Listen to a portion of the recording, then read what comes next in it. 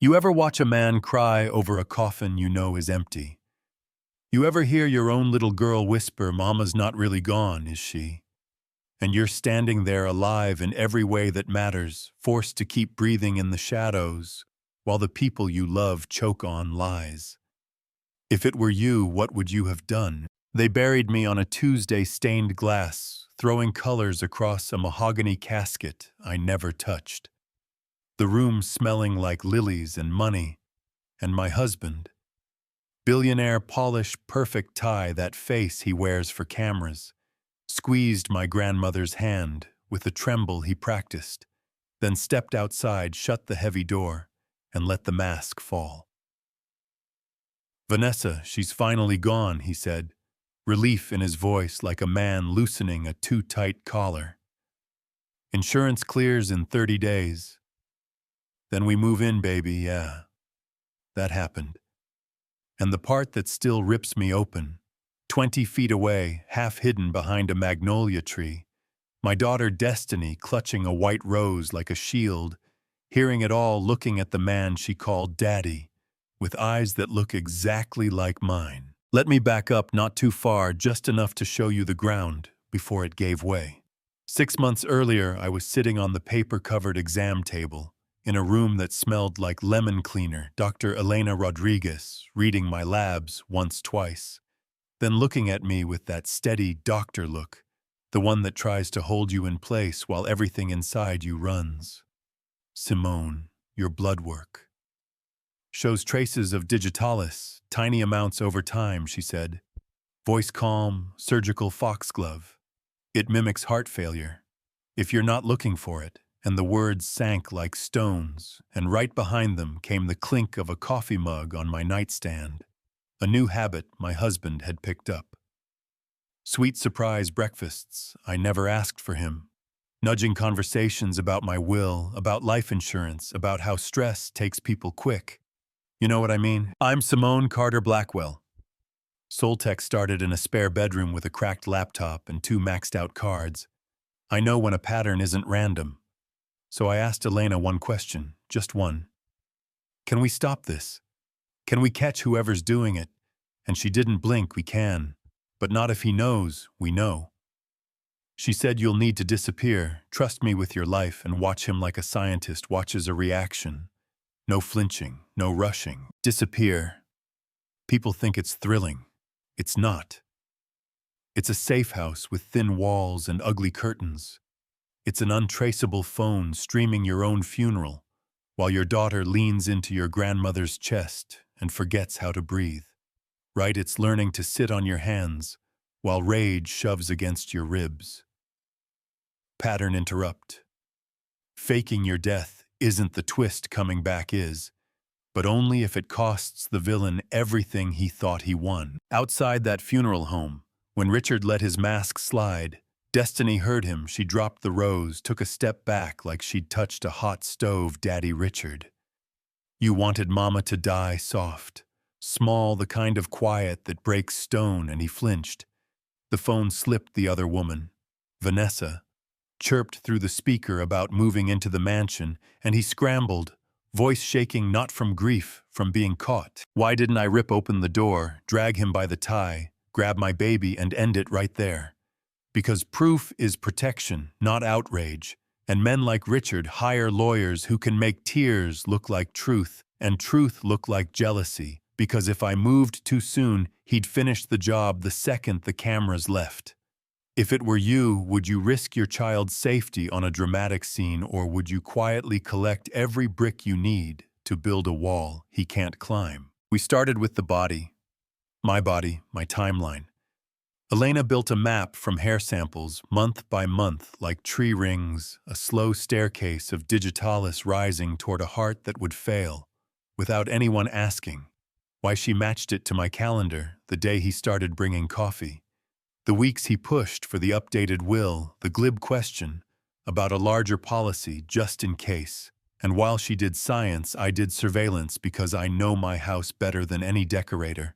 And I know where a camera belongs, if you never want anyone to see it. From that safe house kitchen table, I watched floors I chose and furniture I paid for.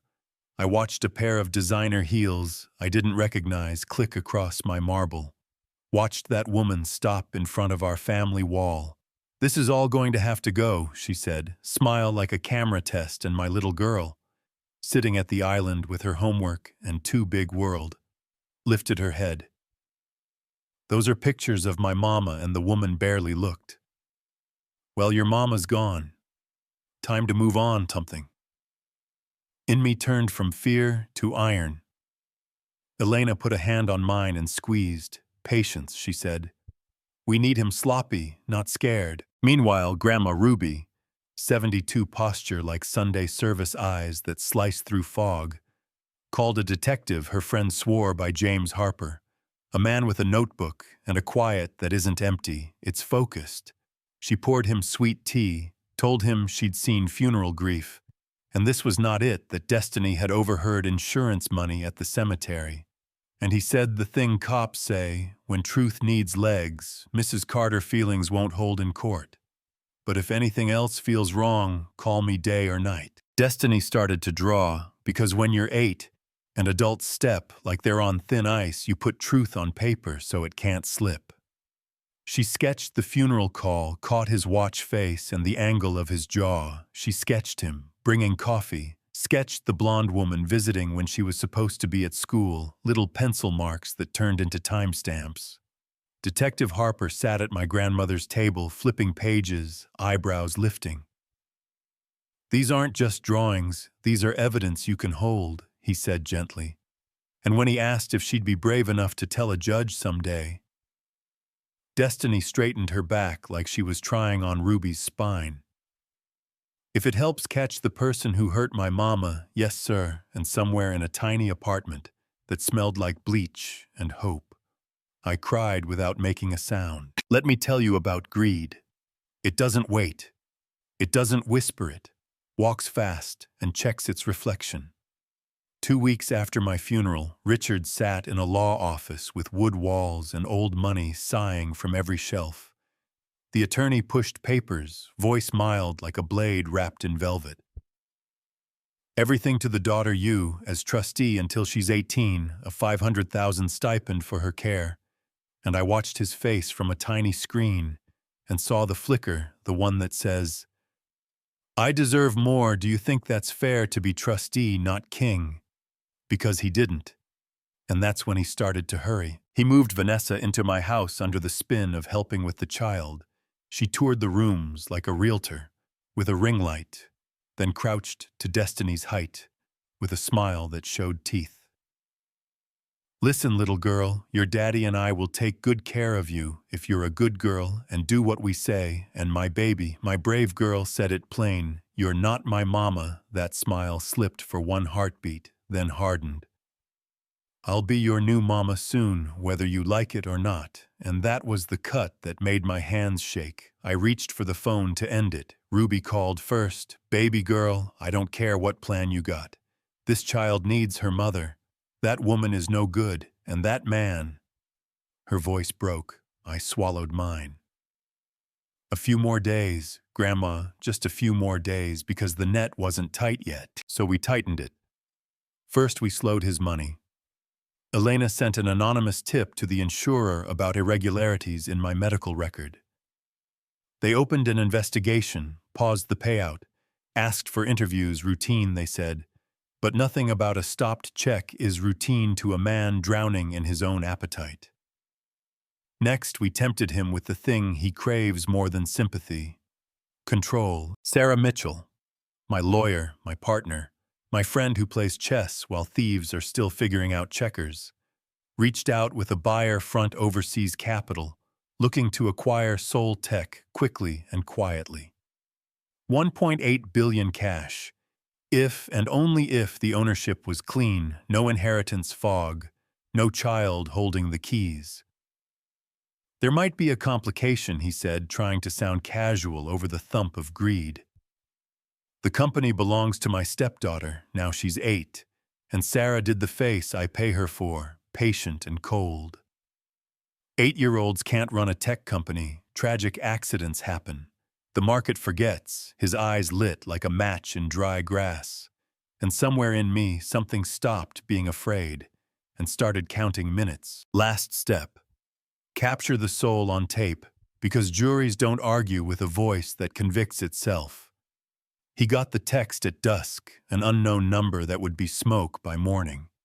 If you're serious about clearing up your inheritance problem, meet at Riverside Park, 11 p.m.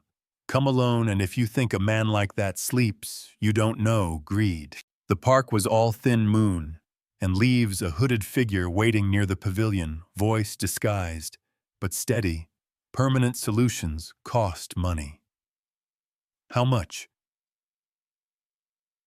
$500,000, and when it's done, you don't know me. He looked down up, and for 1 second, you could see a small, decent voice in him try to rise, then drown under the picture of his hands. On my company, he said, I want it done just like that, like ordering a new watch. Pattern interrupt. The hooded figure was Detective Harper, wired like a Christmas tree. 6 officers positioned like shadows with microphones in their sleeves. And 50 feet away, pressed to a maintenance shed, where she should never have been, Destiny listened to the man she called Daddy arrange her death, clutching her notebook, like a shield, letting tears slide so they wouldn't make a sound. When he walked back to his car, fast heartbeat loud with excitement. Yes, excitement. Harper peeled off the hood and clicked stop on the recorder. Destiny stepped out of the dark, like truth in sneakers. I heard everything, she whispered. He spun, went pale. You shouldn't be here, I know. She said, steady in a way that made my knees weak, even on a screen, but I needed to hear him say it. I needed to know for sure. If it were you, would you have followed into the dark to hear the only thing that would keep you alive? Do you think that's fair to ask of a child? By morning, Atlanta woke up to sirens and headlines, the kind that sound like metal. Attempted murder, conspiracy, insurance fraud, intellectual property theft. They walked him past cameras that had still been warm from my funeral, and the courtroom filled like a theater on opening night. People who'd practiced their grief now buying a seat at justice. Judge Patricia Brooks called order the DA, stacked exhibits like a house of bricks. Vanessa sat in the gallery, hiding behind sunglasses, like a child under a tablecloth. And then the doors at the back opened. If you've ever stood outside your own life, here's what walking back in feels like. My heels tapped out a rhythm my grandmother would approve of. My spine remembered how to stand. My head rose like there was a string on it tied to survival, and I said it clear. Your Honor, I am Simone Carter Blackwell, and I am very much alive. The room didn't gasp so much as inhale all at once. Vanessa actually screamed. The judge banged her gavel, and Richard, who had poured coffee and poison with the same steady hand, turned the color of unpainted plaster. Evidence is a kind of music when it's played right. Elena testified, calm and surgical hair analysis, dose curves, the pattern designed to look like overwork, catching up. Sarah laid out shell companies and IP timestamps that traced back to his devices, credit card statements that danced with new jewelry while my heart clung to a safe house couch. Harper handed up the recording from the park, clear as a bell, and Destiny set her sketchbook on the rail and told the judge what she'd heard by the magnolia tree by the pool down the hall. In the night, she did not cry when she spoke. She saved that for after, because little girls in big rooms often hold the weight better than we deserve. At one point, Richard stood too fast and pointed his voice at me like a knife. You can't prove any of this. You manipulated everything. And Judge Brooks fixed him with a look. I'd pay money to borrow, sir. Sit down. We have proof in stereo and in that hush that sounds like a verdict before it's said. I felt something I hadn't felt in months. Safe enough to breathe without counting the inhale. We didn't go to trial, he pled, because even sharks know when the water belongs to someone else. 35 years, not a day less. Vanessa got 5 and a ticket back to where she came from. And when the cameras fell away and the lawyers went to lunch, I walked outside with Ruby and Destiny. Nobody said much. Then my girl looked up and said, "I'm glad you came back from heaven to catch the bad guy." And I laughed, a sound that had dust on it. "I wasn't in heaven, baby. I was hiding until it was safe like a superhero," she said. Exactly like that, I told her and meant it. Stick around, because what happened next will blow your mind. People think endings are gavels and headlines, but sometimes endings are breakfasts. 6 months later, sunlight poured into the kitchen I'd bought twice. Once with money, once with courage. Ruby flipped biscuits with the speed of a woman who can conjure comfort from flour and memory. Destiny practiced a simple song at the piano, the house finally breathing regular. After months of shallow gasps, Soltech was thriving with Sarah at my side. The insurer not only cleared the mess, but cut a check for the mess they caused. That money, plus what the court took from Richard, went exactly where it always should have, into a trust with Destiny's name. And Detective Harper stopped by for sweet tea and an update. He tried to appeal, he said, smiling without showing off, claimed entrapment. The court wrote, "One sentence, I want to frame a man who arranges the murder of a child, has forfeited the right to legal technicalities. He'll serve every day," Ruby said. "Amen," under her breath, and topped off his glass. I gave a speech after that. Entrepreneur of the Year, thank you very much. Just a few minutes long because I promised myself never to force people to sit through something I wouldn't watch, and I said what I wanted girls to hear. Be brave enough to tell your truth, strong enough to stand when they push, and never let an expensive lie talk you out of your worth. Destiny watched from the aisle between Ruby and Elena. Sarah filmed not for a website, for us, for the nights. The house is too quiet, and you need to remember that courage is muscle, not miracle. Now do we tie it with a pretty bows? We could end right there, cake on plates, piano notes hanging in morning light. But let's be honest. There's a question I need you to wrestle with in those comments. What do we do about the way guardianship and money can become a leash? Vanessa said something cruel and true to my child. Remember who pays for your food? Indefensible? Yes. But beneath it sits a system that lets people hold a kid's essentials like a weapon. We were lucky because my will was tight, and my grandmother is taller than fear. But how many children are told to be good, not because it's right, but because groceries can be taken? Do you think that's fair? Should trusteeships be reformed, so every minor heir gets an independent advocate by default, so nobody can dangle dinner like handcuffs? And another thing, the poison we test for is easy.